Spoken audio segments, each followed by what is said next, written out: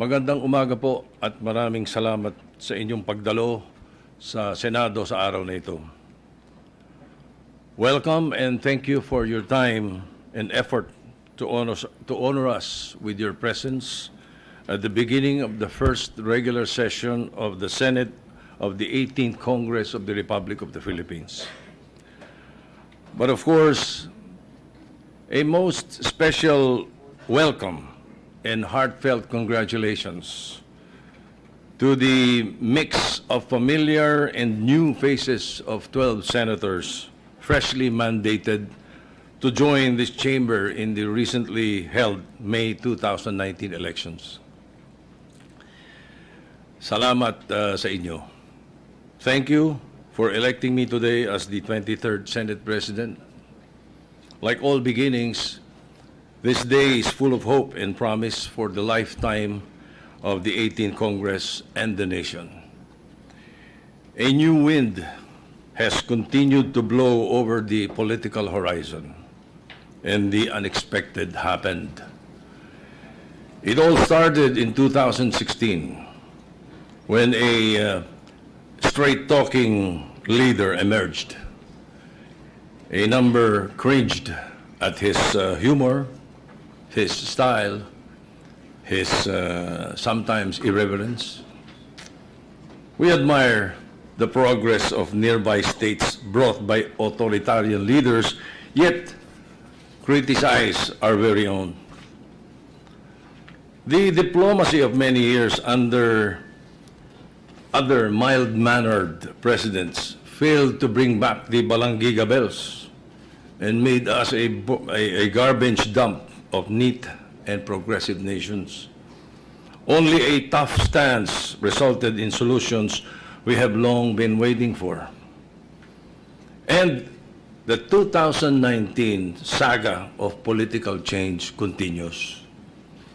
The youth of the land had been awakened and risen, sending forth a clear signal that they can put their very own to the peaks of political power. They have taught us that poverty is not a hindrance to public service, nor youth a disadvantage. We welcome their entry into the political ring, both their interest and active participation. The same phenomenon is happening 10,000 miles away with articulate young and immigrant-rooted politicians hurling stones at their Goliaths. Millennials have seized the towers of social media, debated in their chat groups, and launched to fruition the candidates of their generation. Rizal's hope in them had not been misplaced.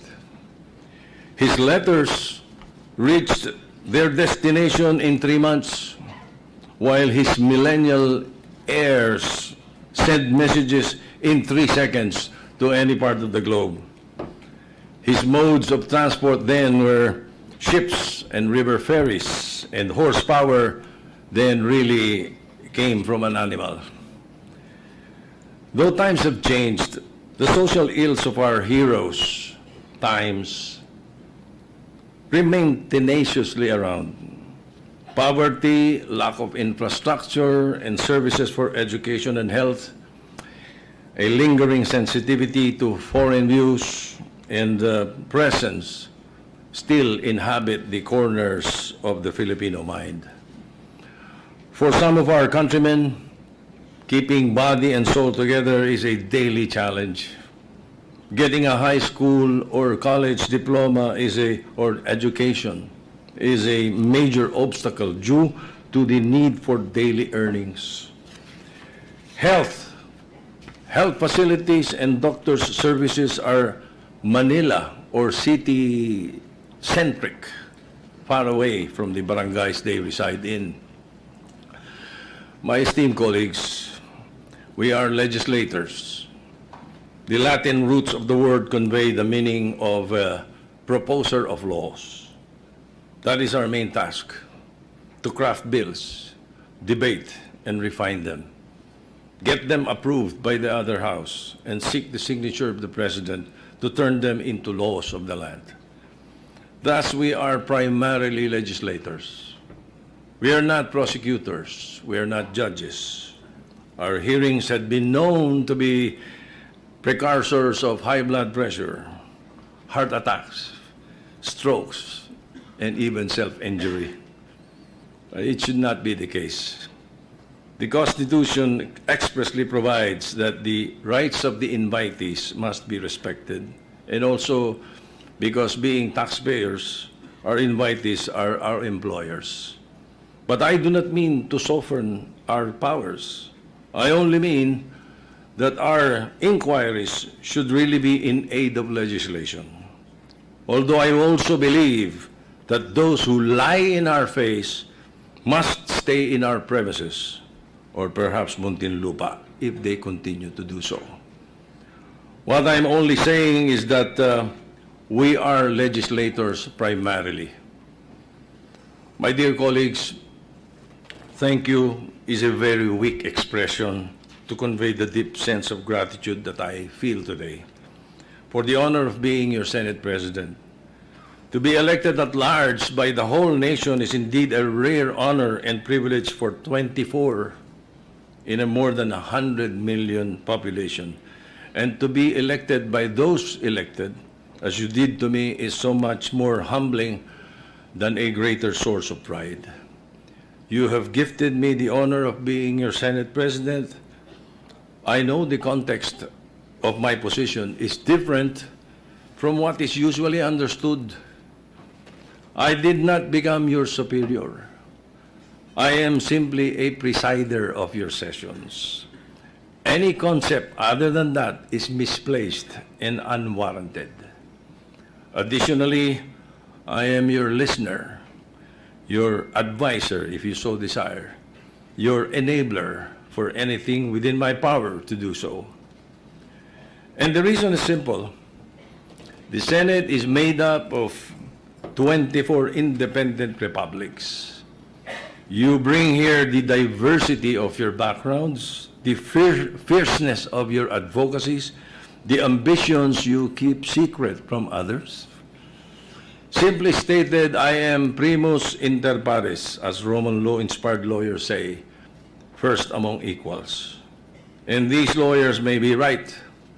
For the Senate, as an institution of governance is considered to have been there in the ancient Rome of the Caesars. The images remain: the politics, the oratory, the intrigues. It is for us, the inheritors of this legal tradition, to focus on truth, justice, peace, and the common good. To reiterate the vow that I made when I first took this post, we will continue to nourish the trust and confidence that our country has bestowed on us by ensuring that this Senate will remain cooperative but independent, balanced, transparent, and sincere. And so, thank you for this laurel wreath of victory, and I hope it does not distract me from treading the path of true service to the people. On a personal note, allow me to thank my family for bearing the life of a politician. To Helen, my love,